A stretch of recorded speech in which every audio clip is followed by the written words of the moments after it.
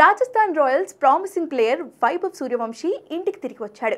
ఈ సీజన్లో రాజస్థాన్ 14 మ్యాచ్లు పూర్తి కావడంతో ఆటగాళ్లు తమ స్వస్థలాలకు వెళ్లిపోయారు.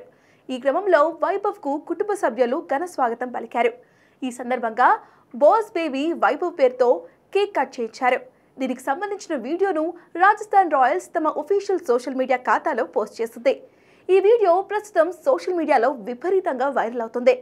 14 ఏళ్లకి ఐపీఎల్లోకి అడుగుపెట్టిన వైభవ్ సూర్యవంశీ తన తొలి మ్యాచ్లోనే విధ్వంసం చూపించాడు.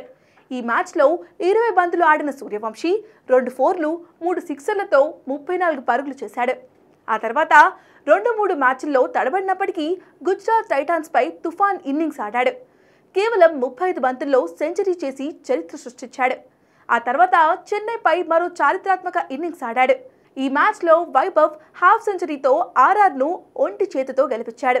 కాగా రాజస్థాన్ మొత్తం 14 మ్యాచ్ల్లో 4 విజయాలు 10 ఓటములతో టోర్నమెంట్ను ముగించింది.